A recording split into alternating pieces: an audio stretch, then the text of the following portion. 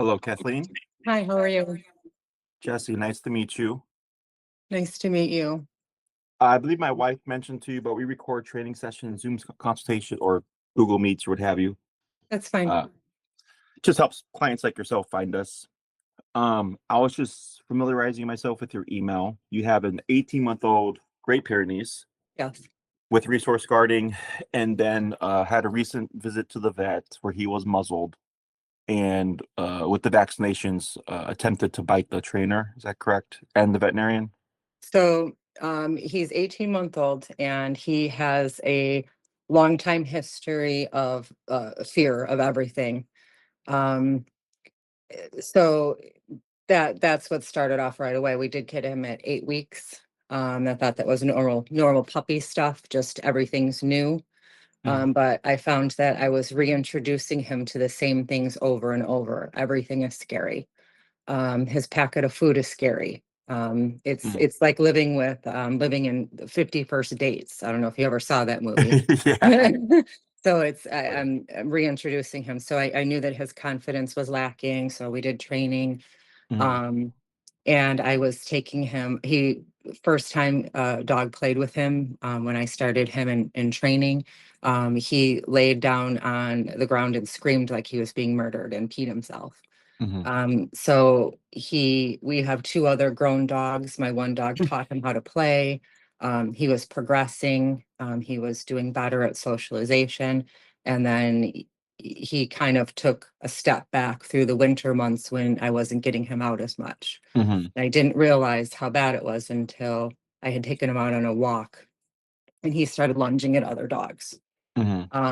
So the resource guarding was mainly with his food. So I was hand feeding him.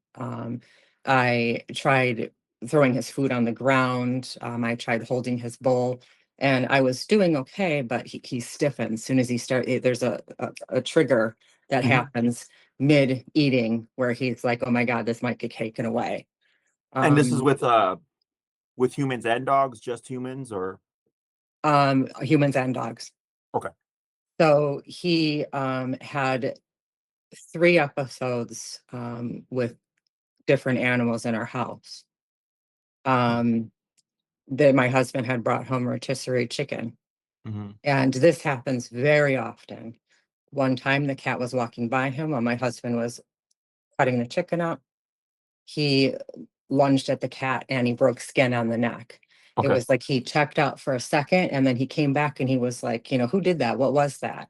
And then nothing. It didn't happen again. I had somebody over and they were everybody was interacting, the three dogs with the guest, and a couple hours in, he lunged at another dog that tried to approach that person. So guarded the And person. he was, yes, he's guarding the person, and then it happened again about a month and a half, 2 months ago with my sister, and he did it to my husky, who apparently has been waiting for that moment her entire life and gave him a beat down. To which he went on his back and was submissive. He was not expecting that. Yeah. He has to be bigger. He acts bigger than the perceived threat, Yeah. and apparently until challenged. So those were the biggest events, and those were bad enough. And I was already looking to get that corrected, but what happened this past week, my husband is out of the country, and normally we work alternating shifts. So they're home alone, maybe an hour, 3 hours tops alone before I get home. And he is crated when we are not home just because of his age and that history that he has had, until we know that he can be trusted fully. So with this change, he has had to be crated and for 4 hours at a time. Dog walker comes in, and then I come home 4 hours later. So 4 hour breaks here. And one of the dog walkers has been in our house before. He's familiar with, no issues. Another one that was coming in 2 days last week is new. He met her that weekend before. everything was fine, no issues with him. On the second day that she was there, she put him in his crate to leave, and he aggressively barked while showing teeth at her through, and there was no food there. And she videoed it because she walked back in and she said, "Hey, Ash," and he did it again. So I do have that on video. Okay. That was And- alarming. I've never seen that behavior before. And I'm sorry, you saying she had gotten him and then brought him back, everything was fine until she was like leaving or whatever. Yes, she was. And this was the first time or the second time? The second time that she was there. So she Okay, was only first time, coming no in issues. Tuesday. She didn't have any issues. Wednesday Okay. she came back, and when Okay. she put him in his crate, there was an issue. So I reached out to the regular dog walker because she was Yep. coming in Monday, Thursday, and Friday, Mhm. and she did not experience any issues. So I How long didn't has you know. had that walker for? I've had her for years. But Even they don't, it's so not like they come in every week. It's sporadically when I'm traveling or something, like my husband's traveling. for Ash, has he known this walker since he was a puppy? He met her when he was a puppy, yeah. Okay. All right. Go ahead. So there was something else very weird that happened, and I don't know if this is this sounded really stupid, but it's the only connection that I had here, Okay. other than new walker, old walker. Yeah. So I had gotten them Squeaky toys, and I got 3 of them. We've got 3 dogs. They know how to count. So I make sure everybody has their own toy. And he was terrified of all of them until he decided there was a little Squeaky soccer ball. He loves this ball. So we keep it in the yard. I kick it for him. We go out there and we play. So it had stopped squeaking the night before, and he was showing some weird behavior around this ball.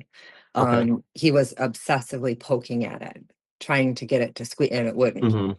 So that morning I noticed that he wouldn't come in. Like normally Ash he comes, he would not come in. He wanted to sit out there with that ball. So I finally get him to come in. I found something, more valuable, piece of ham or something, and he comes in. I wait for him to not be looking. I go get the ball, I throw it out. I went and I bought a lifetime supply of those balls then. So if one stopped squeaking, I would, Yeah. So that was the day, that Wednesday was when he had the episode. Didn't think anything of it. Okay. On Friday, I was messaging with the dog walker while she was at my house, the regular one. And she's like, "He sure does like that ball." And I said, "Yeah, he loves to make it squeak." She's like, "Yeah, it's really not squeaking." And I'm like, "Uh-oh." He did bark at her from the crate, but not like he did to Like the the other other one. one. Yes. Yeah. It wasn't near as aggressive, but it was still some really weird behavior around Yeah, that's odd. toy. For sure. But he was already removed from it, so I don't know. But Okay. there's that. So going to Saturday, after he had barked at that dog walker, I made an appointment with the vet because he had needed vaccines, and I wanted to start off a conversation about his behavior. I know they don't specialize in that, so I also scheduled an appointment with a behavioral vet that I Okay. won't be able to see until mid-November. Okay. I also scheduled an in-house visit with a trainer Mhm. that does board and train. So I put these things into place, and the last time he was at the vet, he had an issue with the stethoscope. And he Okay. went to, because she just took it out, reached around, and he got, he Oops, kind of yeah. went to warning nip her. And so I'm just was watching his behavior, and we were both taking note of it. When the tech came in with his vaccinations, he got a little squeamish too. So she said, "Is it okay if I remove him?" And I said, "No problem." So she takes him out, brings him back. She says, "No problem." Right. So I don't think anything of it. But when I go in this time, I let him know right away. I said, "Hey, we had some issues. If you're going to be, using things on him, please introduce them first. This is what happened." So he did. He was able to listen. to his heart rate, and then he came in with vaccination needles. He was due for more. He Mhm. showed it to him, and that's when it happened. But he had already, we're in a very small room. Mhm. We've got the door right there. He can Mhm. hear all the doors, the dogs and the commotion and the people and the Mhm. walking. He's growling under the door. We had some warnings. So he had positioned himself in the corner, was sitting on Mhm. the ground with me in front of him. Okay. So he was already Yeah. primed for this. We had some warnings and we didn't See them. listen. Yeah. Yeah. It happens. So I did have a good grip on him, but he went in very hard, and he Mhm. did bite the vet. It was not a nip. No blood was drawn. Mhm. And he's a good runner. He ran out of the room. I yanked Ash off. Mhm. And then he like opened the door and put a muzzle through the doorway. Okay. I was like, you want me to do? I was terrified. Yeah. I was Yeah. Yeah. terrified of my own dog at that point. No, it's okay. Um, so that was a little shook. And he told me, he says some dogs just aren't meant for this world. And that Interesting. was Okay. that was terrible. It was Yeah, it's pretty straightforward. was openly sobbing. So I took him home. I did have a Baskerville muzzle at home. Okay. I switched it out. I put that on Mhm. him. And when the trainer came to the house, I met her on the driveway, told her what was going on, because up until that point, she already knew. Mhm. So she came in. He was super excited. He loves people. Okay. Super excited to see her. Mhm. She treated him. He was okay. We talked a good half hour, maybe an hour. And she said, may I treat him again? And I said, I see no reason why not. And she was in a sitting position, not looking at him. And she Mhm. had her hand low, Mhm. trying to put it like in the open spot for the muzzle. And he was having a Mhm. hard time getting it. Oh, I see. And Yeah. he went right for her head. Interesting. So I pulled him off. Mhm. And then I got scared. I let go, and then he went to go again. So I pulled him again, and then I mom voiced him to go to his spot, which is great. Mhm. He stopped. He thought about it, and he's like, "Nope, I'm doing this." And I totally mom voiced him, and he Mhm. shrugged and he went to his crate. Okay. That's good. Which was he's very trainable. I was actually shocked that he went. Mm. He could even hear anything in that Yeah. moment. Yeah. Because Very he went interesting. full blown at her head. Mhm. Um, and Well, he you must went. have been a very d disciplined mom to be able to send them with the mom voice. Well, That's so I good. was taught immediately with my first puppy, who was Oliver, and he's 9 now, that you train them to not listen to you. So Yeah, that I was a agree. lesson I learned right away. I said my puppy's broken, and trainer came over, told my puppy to do something. He did it, and I was like, "Why?" And he says, "Well, he hasn't learned. He doesn't have to listen to me." I was like, Correct. "Oh, ouch." Yeah, yeah. No, I So like that. Smart so I trainer. was like, "Heard." Um, but he went really low after that. Now, I do want to mention that he was on 100 milligrams of Trazodone when I took him to the vet, which I had Okay. never given him before. But I And wanted this is when the to, bite happened, correct? yeah. Okay. So I have since learned that I did that so that he'd be calmer, and I only gave him 100 because I wasn't sure how he would react to it. He's Mhm. never been on it before. But I learned that that also can reduce their bite inhibition. Mm. So I was like, oh, great. So Where did you hear that? I'm not looking for excuses. I really would like answers. I would like to Yeah, avoid for sure. Where did you hear any. that about the bite inhibition? The trainer told me that. And I'm assuming this trainer's like positive reinforcement based, it She sounds is like. positive Okay. reinforcement based, yes. Interesting. I've not heard that, but um I have a I guess I have a bias towards drugs because I get a lot of dogs that are on drugs and they're still biting people, they're still attacking dogs, they're still anxious, Mhm. they're still nervous. So they're, I'm getting the worst of the worst, I guess. So to Yes, and me, you're I'm like, hearing oh, it's not working. But there may be a small population where it is, you know. it Um, is working for what I got it for car anxiety for one of my other yeah, dogs. So sure. And I've had um that happen like that, but yeah. everything you're telling me makes sense. Okay. And I'm going to explain things as best I can. Okay. Um, don't blame yourself for anything. You didn't do anything wrong. Okay. Because this happens a lot when we owners come across these dogs is they think they screwed up the dog. Right. To me, this is just genetics. Most of the time, it's genetics, and in some cases, we do get nature versus nurture, right? Where the dog was born a certain way, and in other cases, when it's nurture, it's just lack of structure. Okay. You have a fear-based insecure dog for sure. Um, to tell you, because you said with the with the veterinarian, sorry, I just ate with the veterinarian, he put his mouth on him, but did not puncture or break skin. Is that correct? Correct. Okay. I tell you right now, if that dog wanted to, he would have. Um, Dogs are very good about gauging, and I know with the Trazodone, the bite inhibition thing, I'll have to look into that because I've never come across that. But again, it's not a thing that I look into. I just tell people like I don't rely on drugs. I don't refer people to do drugs on the with the dogs, what have you. Um, it sounds like to me, insecure dog, definitely fear based. Was is a resource guarder, has gotten away with guarding a few things, and now that ego has started to become inflated. Okay. And they have a false sense of confidence. With dogs, people refer to dogs as being dominant or whatever, and there are dominant dogs.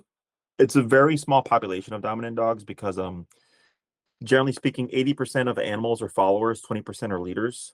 Same thing applies to humans. Not everybody is meant to be a leader, and if that was the case, there'd be more conflict in the world because everybody would want their own way, Mhm. right?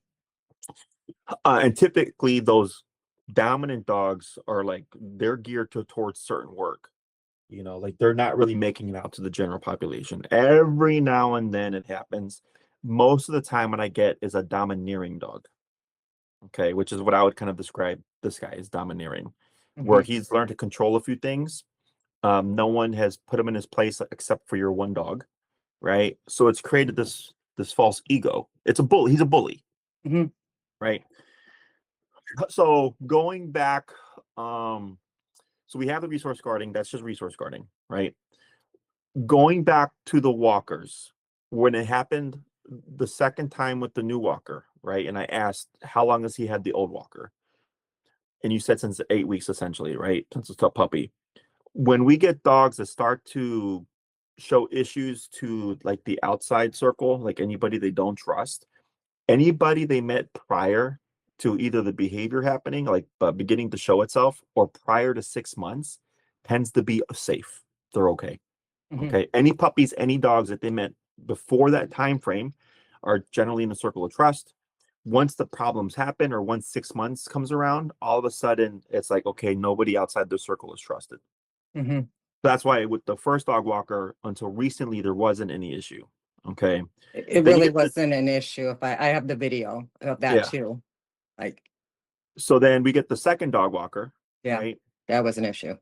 So part of the issue, in my opinion, is that she was baby talking to the dog. This is a very common thing. And I think you said the same thing of the vet or something at the vet clinic where like somebody was talking to him, I believe. Is that correct? He was talking to him and showing him Yeah. the That's another needles. mistake.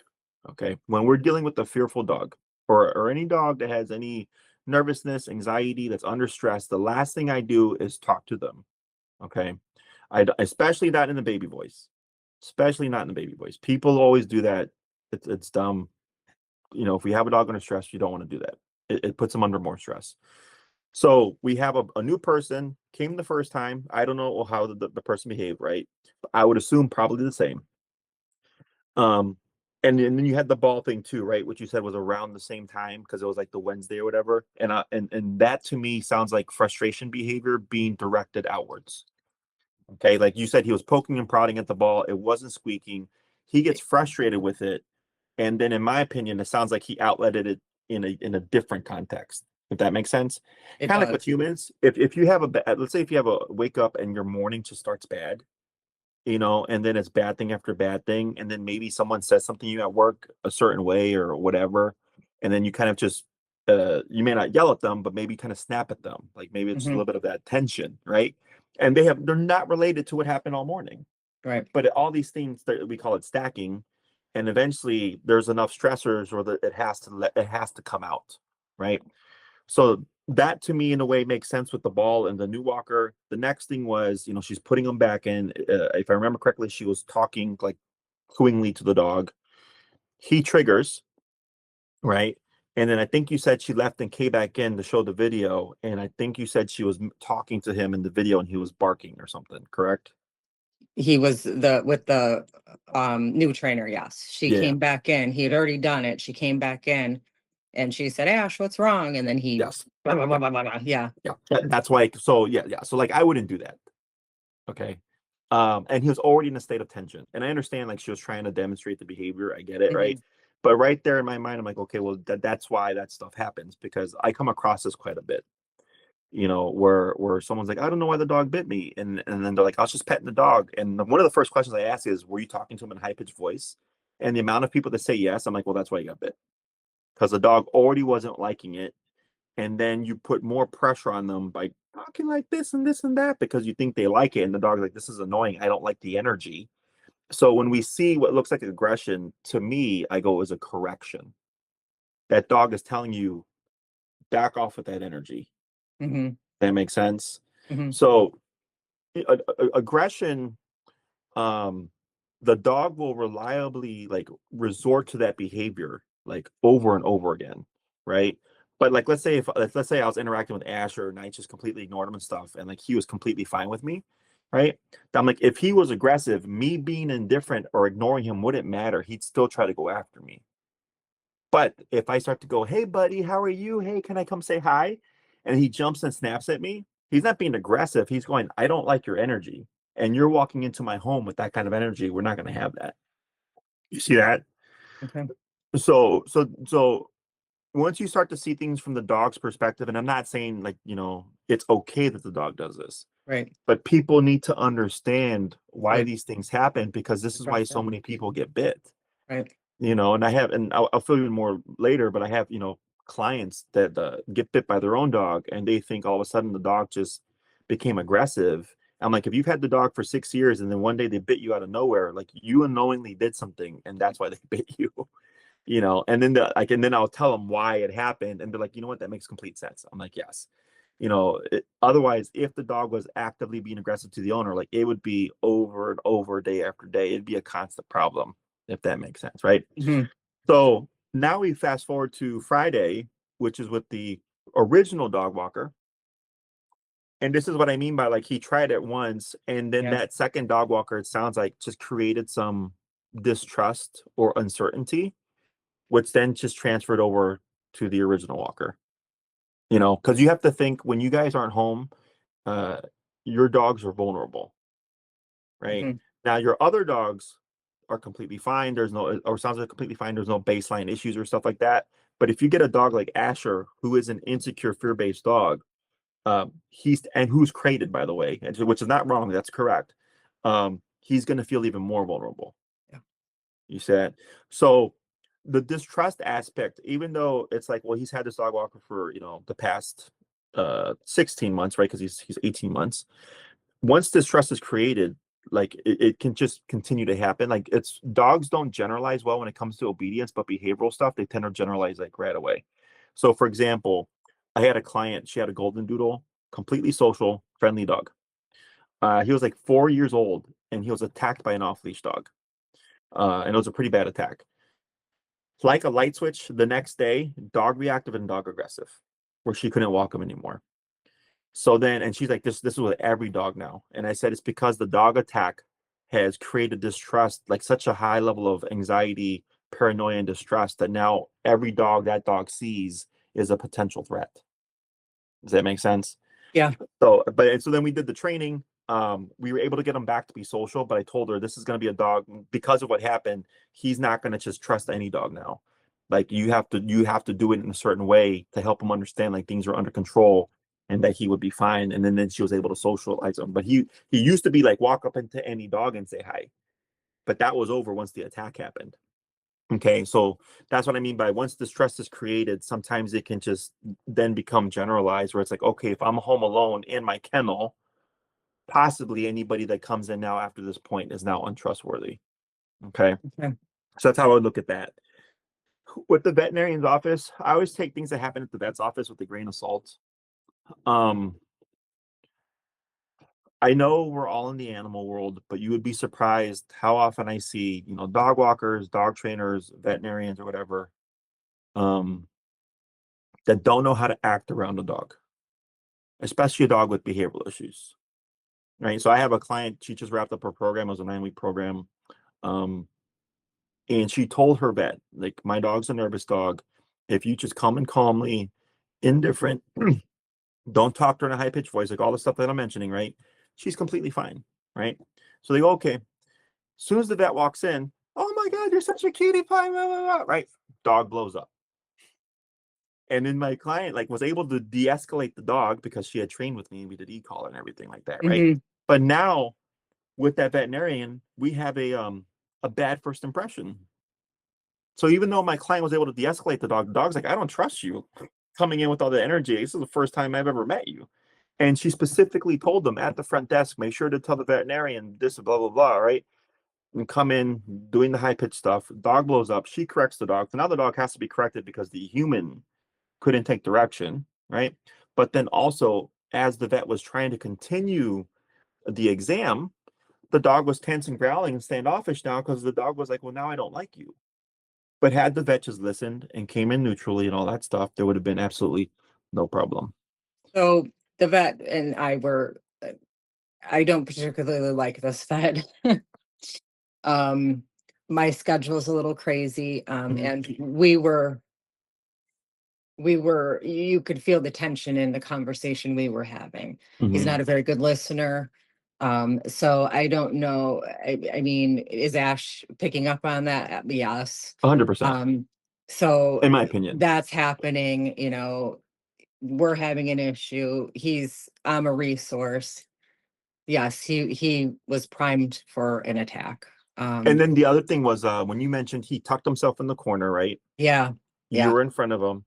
And Yep. then is that where he was positioned when the vet approached him? Yes.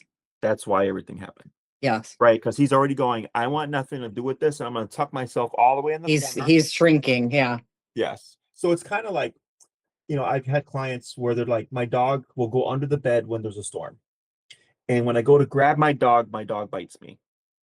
And I go, yes, because Yeah. the dog's scared. You see, Yeah. it's the same exact thing. But the owner would say something like, oh, my dog's human aggressive. And I go, no, your dog was scared.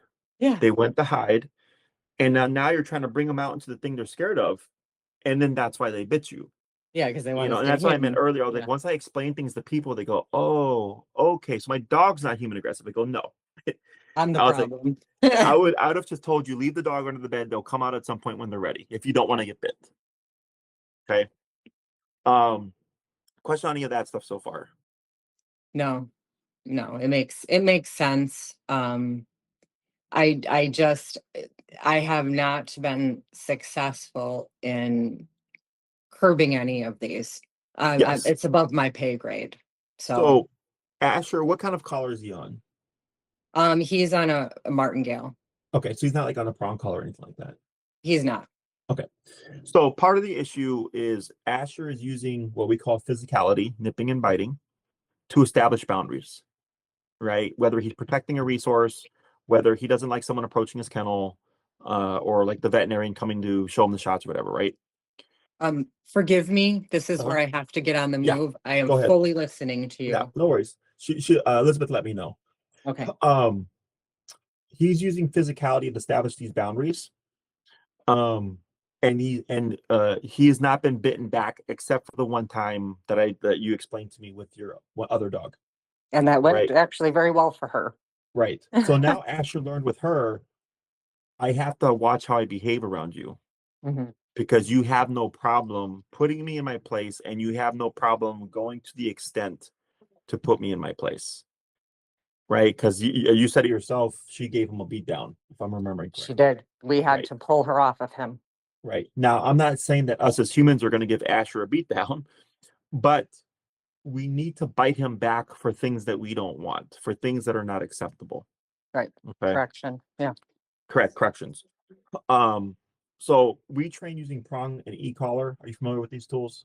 So I did attempt to use an e-collar. Yeah. He had started lunging at the fence. I guess I have more issues. He started lunging at the fence. Right there's pop-ups coming up. Okay, there. It said stop suggesting. Yeah, Yeah, you're do kind of that. in and Do out, but that. I can still kind of. It was going across blinking on my screen. So he was lunging viciously at the fence. Like I said, he tries to act bigger than his perceived threat. Correct. Yeah. So I did the e-collar because one side is elderly neighbor, and the other side they have kids, and the kids like to tease him through the fence, and I don't want the hands to come in. So I did use the collar, and it had the tone, which of course is going to scare the hell out of him. And it had stopped working.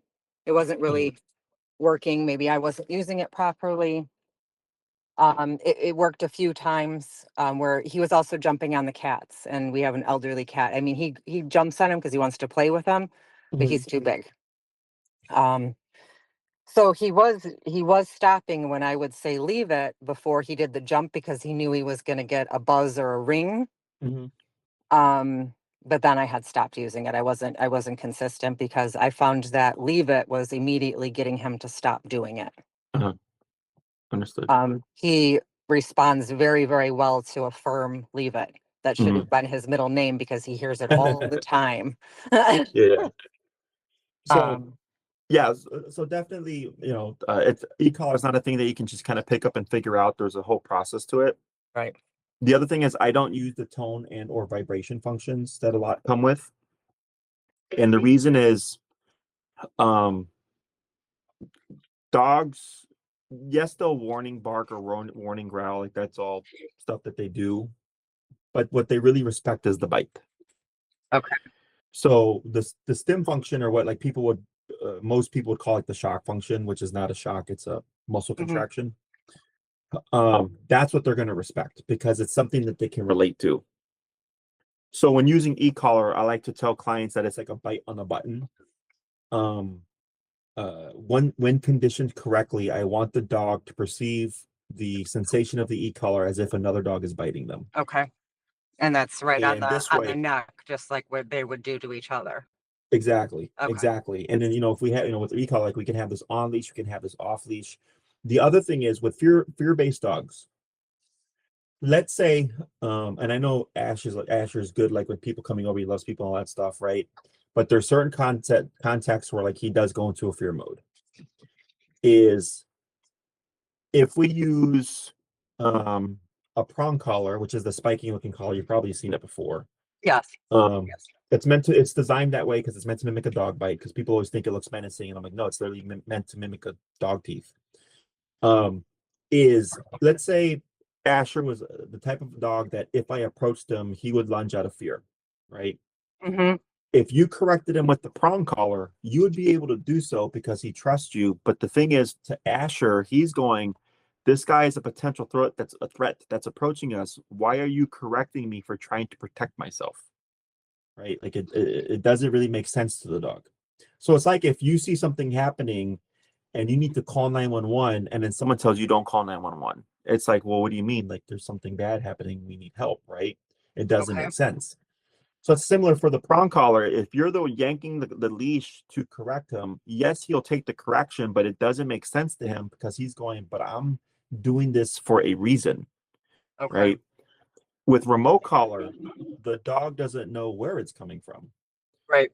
So what ends up happening is if I go to approach a fearful dog and they become aggressive and we can correct the fear and the aggression. Once they calm down and I'm still petting them, or, I'm still in their space, but nothing bad is happening, they start to realize that one, if they become fearful or aggressive, the collar will turn on. And then if they're neutral, the collar will turn off. But then they also learn nothing bad is happening. So this is what starts to help them understand the situation and go like, okay, there's no need for me to feel threatened or to feel intimidated or whatever. Everything is fine. But we need something to snap them out of that mental state. Otherwise, they're just going to stay stuck. Okay. Which is, as a side note, when you said this earlier, when I commented on, oh, you must have a good mom voice, you must have been a disciplined mom, right? Is because if Asher was really too far gone, you would have not been able to get him to go to his crate Right. in that moment.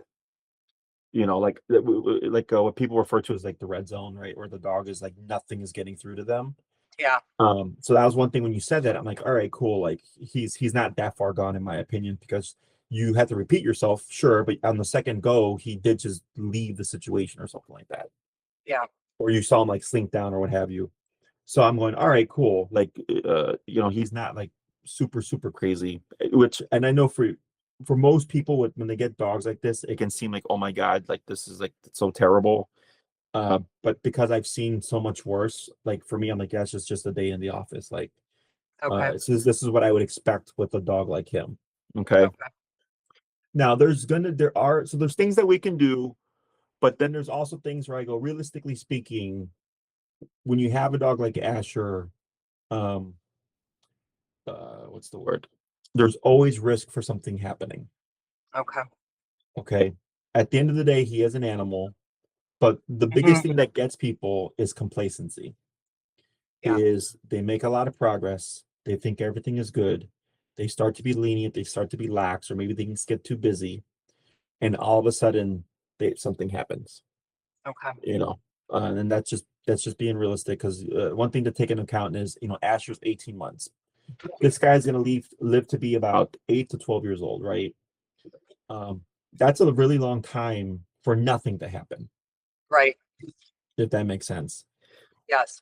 So part of my job is, one, yes, we will do behavioral work. I have to educate you to understand dog behavior so that it helps you avoid problems.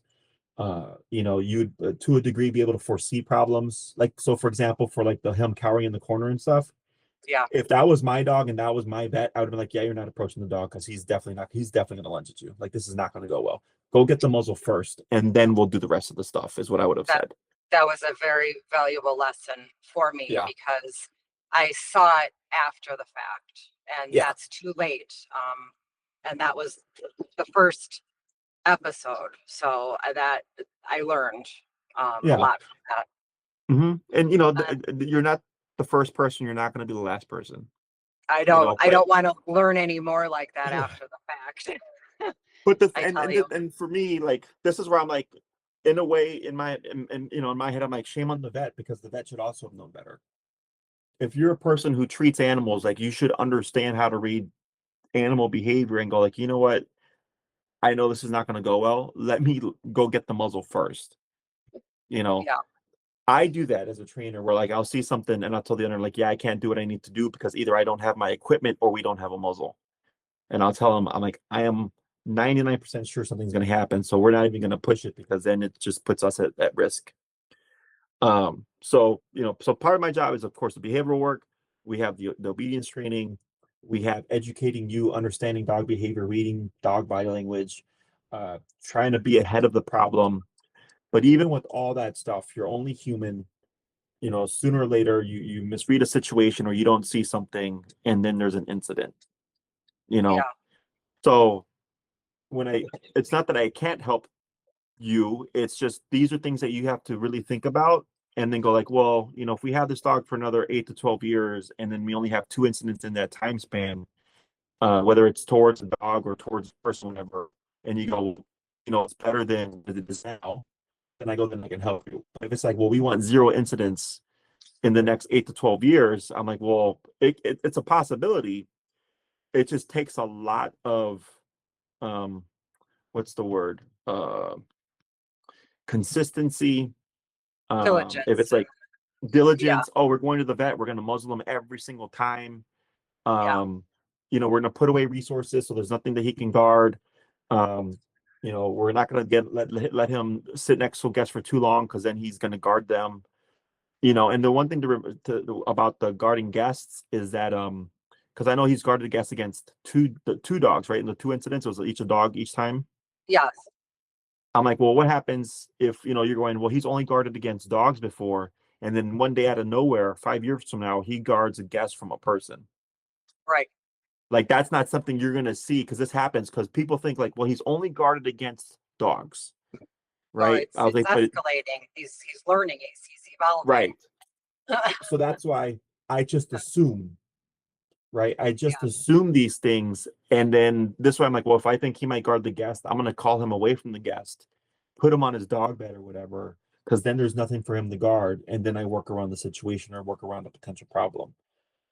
But it takes a lot of consistency, like you said, diligence to try to reach a zero incident rate in 8 to 12 over the course of 8 to 12 years.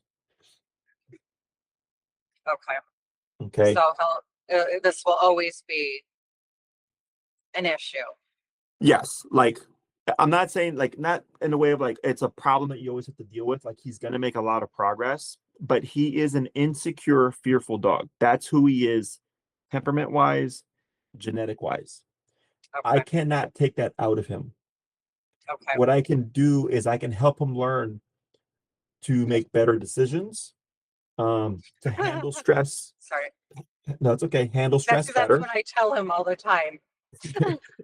Yeah. I was like, you make good decisions. But that's why, that's why there's consequence, right? Because now it's like, well, if I go to lunge, now there's a negative consequence. I don't want the consequence. What happens if I don't lunge? Nothing happens. Right. So I can help them learn how to handle stress better so that ideally, we don't get lunging in the first place. And then I can help you learn how do you live with and then handle a dog like Asher. But it's like being a parent with the special needs kid. Like you're always, well, as parents, you're always a parent, but if you have a special needs kid, right? Like you either need to hire help or you need to be that person who's going to help take care of those special needs. Yeah. And it's not a job that you get a break from. It's not a job that you can take a vacation from. You know what I mean? Yeah, they're all special. Yes. And so those are the things I go, you think about. And if you go like, well, yes, I'm willing to do these things. I'm willing to be as diligent as possible. Then I'll listen to Jesse 100%, blah, blah, blah, blah. Then I go, well, I can help you. Right. Because I do get clients that go, well, Jesse, I don't want to always use the e-collar. I don't want to have to use a muzzle. I don't want to have to do this. Right. And then I'll tell them, well, then I can't help you. Right. Because if we end up with those in that place, if we end up with like, I do get some dogs where I'll tell the client whenever this dog is around people, just keep them muzzled. It's the safest thing you can do, And I do get people that go like, well, I don't like that answer. And I go, well, then I can't help you because if we end up there, then there's nothing that we can do because you already told me you don't want to accept that. Yeah. Well, he has not been out of the muzzle since Saturday. Because he became unpredictable to me. And I clearly am not, I don't know what he's going to do. Is your concern that he may, so to tell you, by the way, I don't consider your dog human aggressive. Okay. Human aggression is, and the leash reactivity that you mentioned too, when you said that when you started walking them after the winter or whatever. Yeah. Leash reactivity is like the easiest thing to fix. I'm not worried about leash reactivity. Okay. If your dog was actively human aggressive, what that means is any human he sees, he would go after. Right. No. What we have is context-based, aggression. But like what happened with the veterinarian, one, like I said, if he really wanted to, he could have done way worse. Two, that to me is a correction. He's going, hey, I'm scared of you. I'm going to tuck myself in this corner, make myself look as be as non-threatening as possible. Yeah. Right. Plus, you said he was already tense because he was growling at the dogs and what he was hearing outside the door, which makes complete sense. I told them that. Yeah. Yeah. So he was over threshold. Like all of Yeah. this stuff, I go, yes, all of this adds up to you're gonna get bit. Yeah. You know, it's not It like makes the perfect moment, sense. Yeah. it's not like the moment the vet came in, he just went after them. No. Right. And I think you said you had been to the vet previously, but it was like a different vet or something. And then they Yes. did do like a slower approach and then things were better, right? Yes. So like there has to be, in my opinion, accountability on the human's part, like to understand like why that happened and not just go, this dog isn't long for this world. Like to me, I'm like, that's just a cop out answer. That's just like, okay, I don't know what I'm doing here. So I'm just gonna say put the dog down. So Because the trainer said the same thing after she met him and listened to all of this, yeah, and has reached out again to check on me and to reiterate it. yeah. It's been pretty brutal. No, I understand. And, I, you know, I'm hearing it from people who work with animals. I'm just shocked um, that that is the first reaction to yes, I understand the seriousness of this, but just to eliminate the problem. So yeah, this has it's been an easy answer is yeah, what it is. Um, I've not ever told anyone to put a dog down. I've always told them worst case scenario, this is what the dog's life is going to look like. And if yeah, you're not willing to accept that, then I can't help you. Because everybody always knows euthanasia is an option, yeah, you know. And by the way, with the trainer, what it sounds like to me is again frustration behavior because he couldn't yeah, get the treat. yes. And then what may have happened as well He was is already yeah, uh uh maybe, and this is rare, but it could happen where a dog will resource guarding when it's being offered to them in a hand. That is like super rare, but it can happen. So it's either frustration and or resource guarding or a mix of the two, and then that's why he went I after her. a mix of the two sounds right because he couldn't get it. He's frustrated. He Yeah, had just, it was a couple hours after the vet yeah, and it oh yeah, worked out well for him the first time. So let's do it again. correct. So he went after that happened. I was scared of him. I was Hmm. absolutely terrified of him because he is a big dog and those were very powerful attacks. Hmm. I'm home alone. My husband's out of the country. I've got the two other dogs, which he tries to overcorrect them all the time. Mm. And he's Yeah. lucky he hasn't gotten more beat downs. They're pretty passive. Hmm. But he is trying to keep them away from me. And he is a bully, like you said. He is a Yeah. constant harasser. And I've been chalking this up to annoying puppy behavior because they did the same thing to each other. No, this is They, the domineering behavior that I was talking about yeah, earlier. yeah, it is. I'm getting it now. Yeah. So he went from being a very happy dog to that episode to being extremely depressed. I was crating him more because I'm scared of him. Hmm. Because when I let him out, he's not acting himself. Hmm. He at one point on Sunday, so this happened Saturday. On Sunday, he became scared to go outside to go potty. Hmm. Interesting. Um, yeah, which I thought was very weird. It seemed to get just worse. And Sunday night, he came out of the crate. He wouldn't go outside to go potty.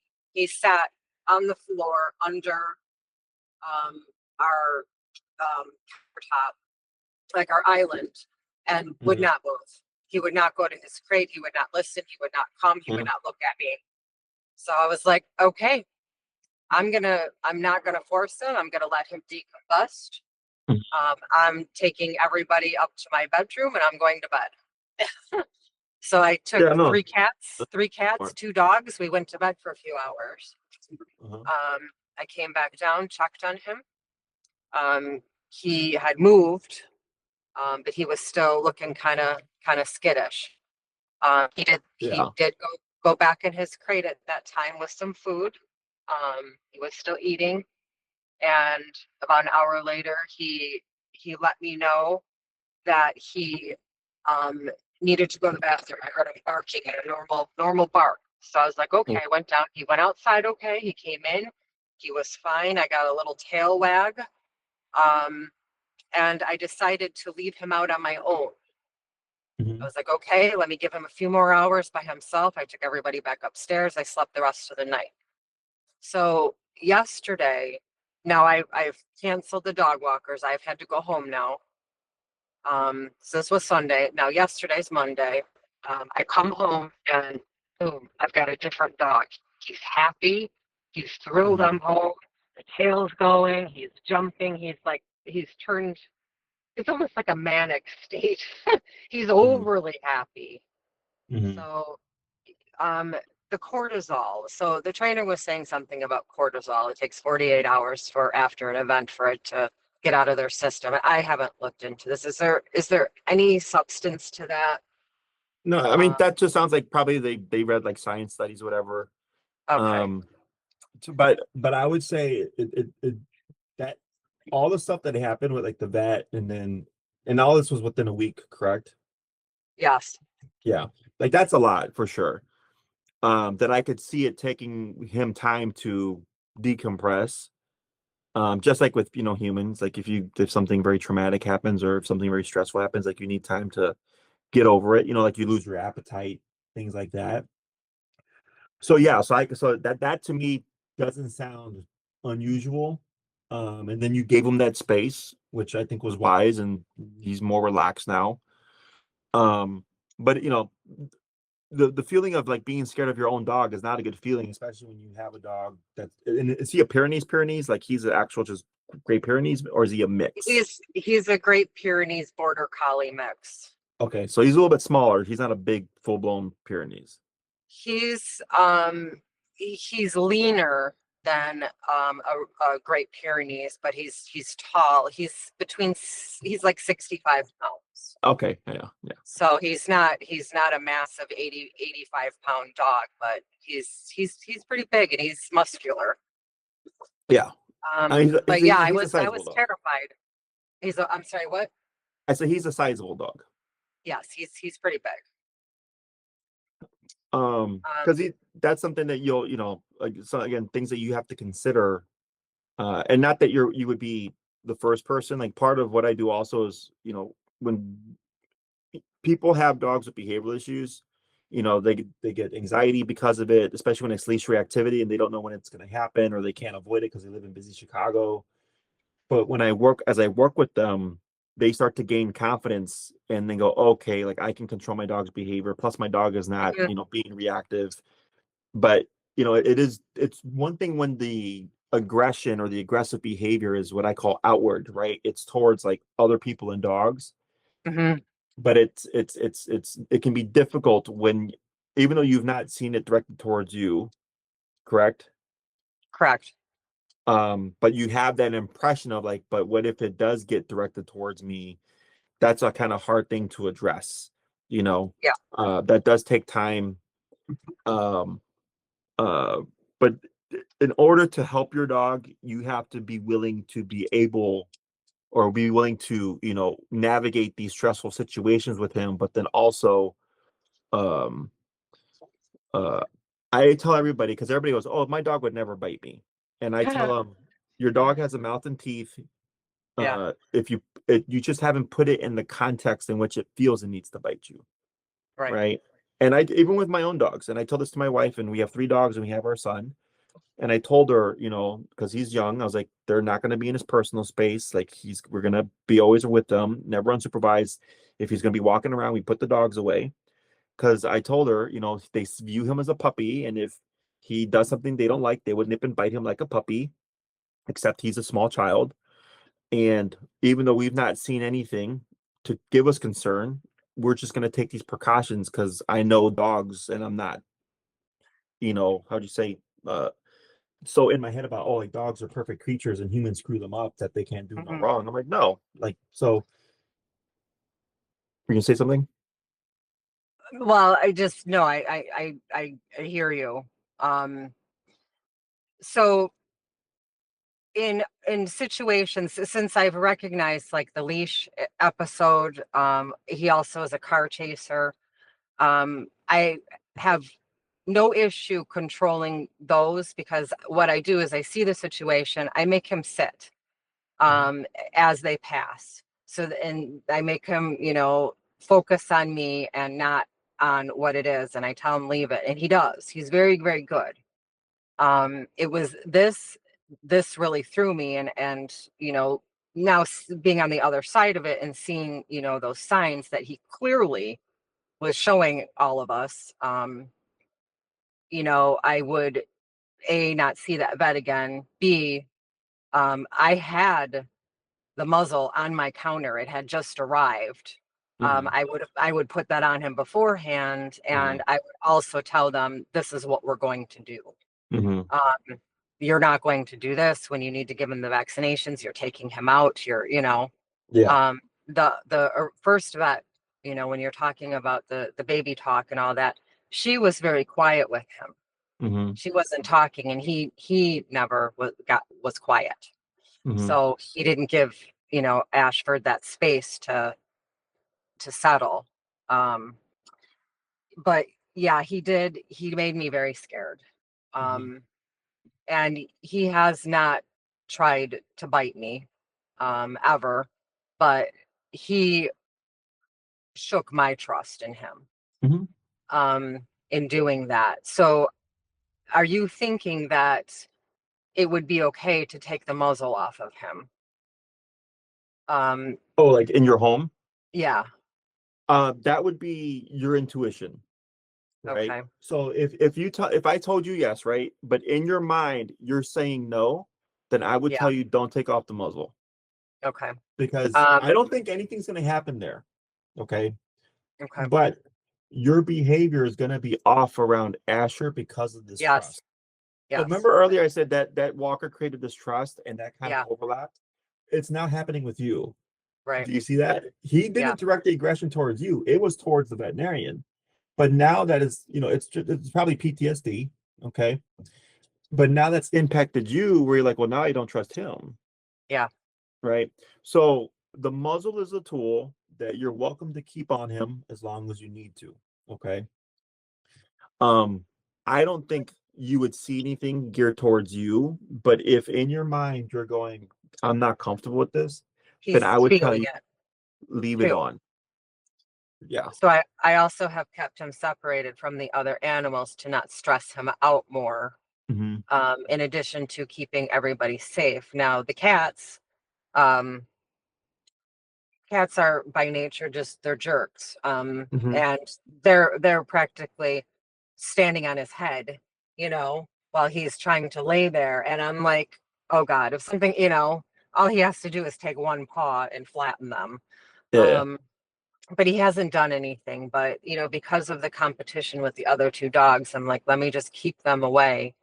Um, and I think this affected his overall. I mean, like, he got low. He got really low. I've got him playing now. We were running around in the yard this morning when I went to let them out to potty.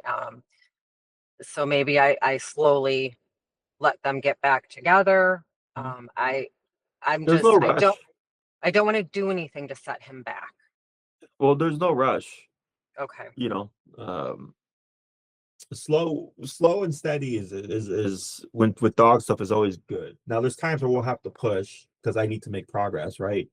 But in your case, because you don't have anything to tell them, don't do that, right? You don't have that dog bite. Then what you're doing to me sounds perfectly wise. Okay. Okay. And then if you see something and then you're like, I don't know how I feel about this, I would just say keep the muzzle on then. Okay. Right.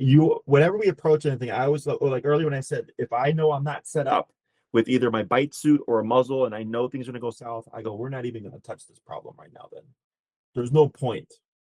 I was like, let me come back when we have the stuff, when we have so much leverage, when we have the tools we need. This way, if things go south, I'm not worried. We're still gonna address the problem. That makes sense to me, because You know? I'm not equipped. I'm not. Yeah. Yeah. So, Okay. I know you're out in Algonquin, and do you Yep. have to get to something right now? I've got a little bit of time. Okay, I got about 15 minutes. Okay. So, because I know you're in Algonquin now, technically, in-person training would be the best for you. But I used to go to Algonquin. I had a couple of horse trainers that I trained their dogs for out there, so I know it's a bit of a trek. Um, if he's good with the muzzle, then we'd be able to do a board and train because his behavior would be different here. The Yeah. drawbacks are that, it's possible that we don't see anything while he's here, because he's completely out of his element. Okay. It's also possible that he's like 100, 180 and he's like the worst he could be. And I go, cool, because that gives me something to work on. But regardless, there's always going to be effort on your part. You do have to follow through with the training. Hmm. It doesn't, not to toot my own horn, I am a very good trainer. I've been doing this for 15 years. My specialty is aggression. This is why I got into dog training. But I cannot help the owner make progress if the owner doesn't follow through. So I fully, fully understand that. I am married, and I lovingly refer to him as the anti-trainer. I have told him this. I said that any training that is done with him, we have to listen and Mhm. follow through with it, and it has to be consistent. And they have to.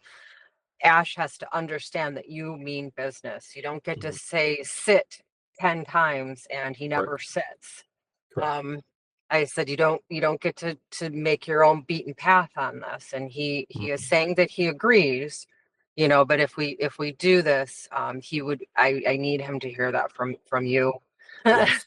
Because And he's not trained and he doesn't have to listen to me. yeah, yeah. Yeah, both So of you have to be on the same page yeah, because unfortunately yes, I've had it happen where, it's a couple yes. and one person's not on the same page and it's like Yes. steps forward, steps back, steps forward, steps He back. has he has undone the leash walking with everybody and some other training. So I still work on the things that I think are important and I get them back on track. But um You yes, know, he I would he hope he has to be on board. I would hope considering the seriousness, right, of like everything that's happened that it would help um keep them on the same page as everybody, but I've seen it all in 15 years. I've had dogs. I had one dog in particular that bit the husband a number of times, protecting the wife, guarding the wife from the husband. And I told her, like, you're empowering this dog to do this by, with XYZ behavior. And it was interesting because she was a therapist. And she said, Jesse, everything you're telling me makes complete sense. I'm a therapist. This happens with people, but I can't do it. She literally couldn't do the things that I was telling her to do so that her dog would stop attacking her husband. Like, and these were punctures, like these were actual bites. Okay, all right. To show to give you a scope, like I've seen all sorts of things in terms of dog Okay. behavior and aggression, but I've also seen all sorts of things in terms of human behavior. Yeah. Because you are a family unit, and if you're the stern one, Asher would be great with you, but then if your husband is present and like then he's gonna adjust. It's the grandparent effect, is what I call it. When kids when they're with their grandparents, they tend to get Yeah. spoiled a bit. So, and then if you have the parent with the grandparent, sometimes the kids will behave a little bit more loosely, knowing the grandparent is there, and they'll kind of like step over the parents. Hmm. It's the same thing in these kind of contexts where one person is softer and it kind of negates what the other person is doing. So then in their presence, the dog will behave accordingly. So whereas His he would be great with you, he wouldn't Yeah. be so great when your husband's around. So his other name is Daddy Good Times. Yeah, yeah. Yeah, He's the grandfather. Because he's a lot more loose with the rules and the treats. So yeah, it's Daddy Good Times in his cabinet of treats. yeah. The other two So dogs are extremely overweight. um the other Yeah. thing to keep in mind is we are getting into the winter months. Hmm. So not everything that we do is outside, but to Yeah. like do the leash walking stuff, you have to obviously be outside and stuff like that. Yeah. Obviously on your own time when you're doing the training. Yeah. Um, so I would put you definitely at either like a 4-week board and train or a 12-week in person. We also have a behavior program. I'm not sure if you saw it on our website. I did. It's the very expensive one. It's the same price as a board and train technically. The difference is with the behavior one, it's in person, it's one-on-one me with you, but it comes with a quote unquote a warranty, so to speak. So it's about 12 to 16 classes to start. We get everything under control, right? We go, okay, how are you feeling? You're like, I'm feeling good. I feel like I got it control. I got to feel a handle on things. We go, great. Let's say a year passes or 2 years pass, and then something happens. You'd reach out to me and say, hey, Jesse, he lunged at a bike or whatever. I'd like to get this addressed. I go, okay, probably going to take me 2 to 3 classes. You wouldn't pay more money. We just show up, we tighten things back up again, and then you let me know if you need more help, right? So it's kind of like if something pops up in the future, it's covered in that upfront baseline price. Okay. So that's what I mean by warranty. I have a dog that I trained like 12 years ago under the behavior program when it was a lot cheaper, and they had like a class last year for a quick little tune-up on something. Um, so that's also a possibility. Um, the 12-week in person is just 12 classes. So if you end up needing more, you would just pay, for more classes, either as a bundle or you could pay per single class. The board and train, same thing. We have the dog for a set number of weeks. The reason why I suggest 4 weeks is we need as much time to work on everything as we can. Because 4 weeks is the blink of an eye in a dog's life. You Yeah. know, the difference is with the in-person, everything is tied to you from the get-go. You're learning everything yourself. Uh, Right. and we can fix the relationship. Whereas with the In board real and time. train, yeah, with the board and train, the dogs train with us, and then we have to transfer that home. So there's always some bit of regression there because he's going to go home thinking daddy good times, right? He's going to go home thinking like I barked at the walker, stuff like that. So then we have to start transferring the training to the home so he starts to understand like, okay, what happened at Jesse's facility also applies here. And then we start to change the behavior that way. Okay. Okay. The in-person obviously takes longer because I have to teach you to teach your dog, but that's where all the learning is. Whereas a board and train, we get more done in a short amount of time, but there's still going to be plenty of work on your behalf and a little bit of a learning curve because you have to catch up to everything your dog has learned. Okay. So in person, that would be in the facility. Yeah. Okay. And what type of hours do you have like late afternoon Yeah, I time train slot? all over the place. So like Tina Okay. would figure that out. So like if you asked her and said like, hey, or showed her like this is our availability that we could come right to the facility, she would cross-reference my calendar and then she'd get back to you. Now Okay. sometimes like I had a client that is only available Wednesdays and Sundays. And right now I'm not training Sundays because I don't have anybody there. So I'm like, I just have the day off to spend with my son. Right. So that she's like, but can you see your Wednesday, which I typically don't train. I said, sure. I was like, I can see your Wednesday. It's not a problem. Okay. So we just have to see how our Flexibility. schedules work. Yeah. Okay. But you can ask up front just to make sure it works before you're committing to anything. Otherwise, the other option would be if it was too difficult, would be the board and train. Okay. I do travel, but my hourly rate is for travel. If I'm going outside the city, is actually just my hourly rate. Okay. Okay. So like let's say for example it's 275 and it's an hour to Algonquin, the hour with you, then an hour back. That's 3 hours. That's 3 times 275. The Okay. reason for this is one time I had a client in Deerfield and on the way back I got stuck for 3 hours in traffic. So, Okay. and then it ruined my entire evening. I had people that I had to cancel because I was there from 4 to 5, expecting an hour back, and I didn't get back to like 9 o'clock. And then I was like, I can't. And they paid $50 for travel. So I'm like, I just lost a lot of money there. Right. So I do travel outside the city. It's just expensive. Okay. Okay. Um, so any of this training, can it assist with the bullying behavior that we're experiencing at home? Yes. Okay. So the stuff in the home, the leash reactivity, lunging in cars, the fence behavior, all that I'm not too worried about. Okay. You taking them to the vet, I can do some exercises, but if the vet comes in and acts like a fool, Mm-hmm. it's going to be like what happened with my client that I told you, where she told him specifically at the front desk, like, Yeah. please come and call me, whatever. And then the vet didn't listen, right? She was able to de-escalate her dog. They were able to still continue with the exam, but now it was started on the wrong foot. The dog had a bad impression of there was no trust, right? And with me, the dog loves me as a trainer, and I did very little with the dog to interact, but that's why the dog loves me, because I didn't put any pressure on the dog. You know, Right. I didn't come in like, oh my God, you're so cute. And the dog's like, okay, cool. Like you're nice. I can trust you. You're calm energy, you know? So that's a separate thing. Your dog walkers, that should start to go away. But again, it's the same thing of if someone comes in and does the wrong things, you know, like Yeah. I get dogs that come to my facility that can only come here because I know what I'm doing and I tell my staff what to do and I tell my staff what not to do.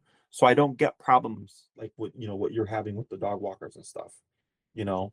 And if it does happen, and it's not because of my staff, it's because of the dog, we have equipment here, we have tools here that still allow us to work with the dog while we get all that stuff addressed. And then after we get it addressed, we can keep the dog safely. There's no issue, you know. So. Okay. Okay. Um, I can't even think. It's a lot.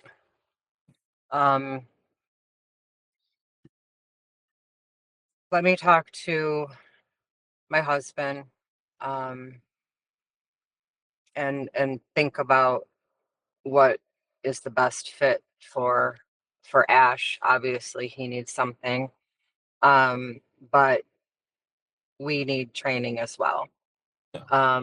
I like the idea of him being boarded and trained because I know that that's going to really be a big impact on him, but it's going to be less.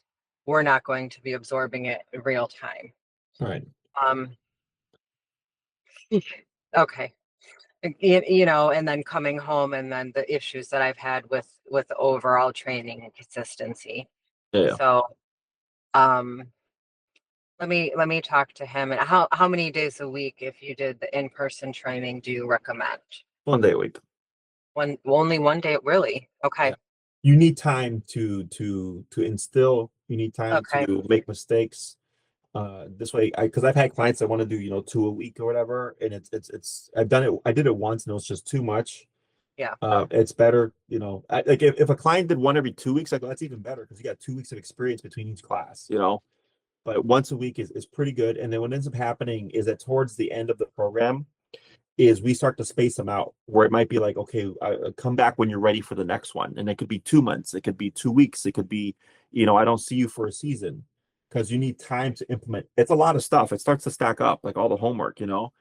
So there's times where I don't see a case. Like I have a Yeah. client right now. I haven't seen him in 3 weeks they're taking a little bit of a pause because we got heel training, we got sit, we got down, we got place, we got all the obedience stuff, we got all the behavioral stuff that we covered as well. And now they need time to apply and then see where they're making progress, but then also see where they're getting stuck, you know. Okay. And if you have any questions, you can always reach out to Tina. And if you'd like, I can have her send you a couple of links of like some behavioral cases that I have to kind of show you, like, this is what I do. It's the day in my office is what I Okay. tell everybody. Okay. There's nothing that will surprise me at this point in my career. Everything you've told me makes complete sense with the dog, the temperament that he has. It's just unfortunately not knowing how to handle that kind of dog, but then also the people around him, like your veterinarian and the dog walkers and stuff, not knowing how to really behave correctly around the dog. Okay. Okay. All right. No, I Uh, appreciate the time and the insight you've given me. you're very welcome. And last thing, just as a reminder, you want to tell your husband, if you're committing to this, remember this is 8 to 12 years. Yeah. Right. This isn't like this is going to be a lifestyle, but once you know the lifestyle, it's easy. It's just going to be a little bit of a learning curve in the beginning. But once you get it, you understand it. It's like, okay, like this is who we are now. But as a reminder to him, like it's not like you can train the dog and then he's going to be fixed and then you go back to being how you were with him. Like this is going forward. Otherwise, remember that complacency is what usually gets people. Yeah. Okay. Yeah. That's the most important part because otherwise we've done nothing. Yeah. We've All done right. nothing. just setting ourselves up. All right, we hit your time. Thank you. If All you right. have any questions, you let us know. Okay, thank you so Take much. care. Pleasure You too. to meet you. All right, thank you. Bye-bye.